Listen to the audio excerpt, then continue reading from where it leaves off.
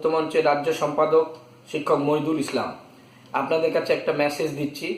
NIS এর মাধ্যমে যে প্রশিক্ষণরত রাজ্যের 1,69,000 শিক্ষক শিক্ষিকারা 2 বছরের জন্য ওডিএল করছে, আপনারা জানেন সেই 506 এবং 507-এর প্রশ্ন ফাঁস হয়। তার ফলে ওরা সেই পরীক্ষাটা বাতিল করে, যেটা সম্পূর্ণভাবে অবৈধ এবং অসাংবিধানিক। তার কারণ শুধুমাত্র বাংলায় বাতিল করা হয়েছে, সর্বভারতীয় পরীক্ষা হওয়া সত্ত্বেও গোটা দেশে বাতিল করা হয়নি। তার বিরুদ্ধে আমরা এনআইএস দপ্তরে 2বার ডেপুটেশন দিয়েছি এবং তাদের মনোভাব অত্যন্ত খারাপ, এবং আমরা এর জন্য আমরা কলকাতা হাইকোর্টে গতকাল মামলা দায়ের করেছি। এবং গতকাল 3রা ফেব্রুয়ারি বাতিল পরীক্ষা নেবে বলে একটা বিজ্ঞপ্তি দেয়, এবং সেখানে দেখা যায় যে 6 ঘন্টা পরীক্ষা দিতে হবে। সুতরাং রাজ্যের হাজার হাজার শিক্ষক শিক্ষিকারা যাদের বয়স 50 থেকে 60 বছর, তাদের পক্ষে 6 ঘন্টা পরীক্ষা দেওয়া সম্ভব না, এবং যে বাতিল পরীক্ষা হওয়ারই কথা না, সেই বাতিল পরীক্ষা তারা 6 ঘন্টা দিতে হবে।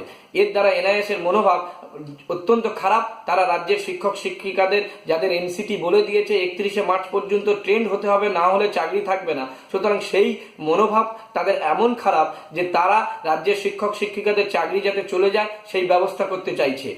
আর 508 এবং 509 পরীক্ষা 3 বার ধরে তারা পরীক্ষার ডেট চেঞ্জ করেছে, এবং গতকাল জানিয়েছে যে সেই পরীক্ষাটা 16ই মার্চ করবে। তাহলে আপনারা বলুন, 16ই মার্চ পরীক্ষা নিলে 31শে মার্চ 2019-এর মধ্যে কিভাবে সবাইকে পাস করাবে এবং পাস সার্টিফিকেট দেবে?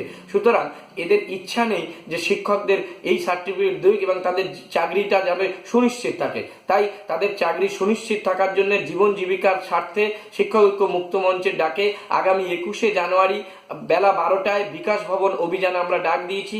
ওই দিন আমরা শিক্ষামন্ত্রীকে অ্যাপয়েন্টমেন্ট চেয়েছি। তার কাছে আমরা দাবি করব যে রাজ্যের শিক্ষক শিক্ষিকাদের স্বার্থে রাজ্য হস্তক্ষেপ করুক। ইতিমধ্যে আমরা মাননীয় মুখ্যমন্ত্রীকেও চিঠি করেছি এবং সমস্ত শিক্ষক সংগঠনকে চিঠি করেছি, এবং তাদেরকে আহ্বান করছি যে 21শে জানুয়ারি এই রাজ্যের 1,69,000 শিক্ষকদের জীবন জীবিকা এবং চাকরি সুনিশ্চিত করতে, তাদের দাবি মান্যতা দিতে তারা 21শে জানুয়ারি যেন বিকাশ ভবন অভিযানে সামিল হয়। এবং রাজ্যের সমস্ত শিক্ষকদের কাছে আহ্বান, আপনাদের জীবন জীবিকার স্বার্থে 21শে জানুয়ারি ঐক্যবদ্ধ হয়ে আসবেন, এই আশা রাখছি। ধন্যবাদ।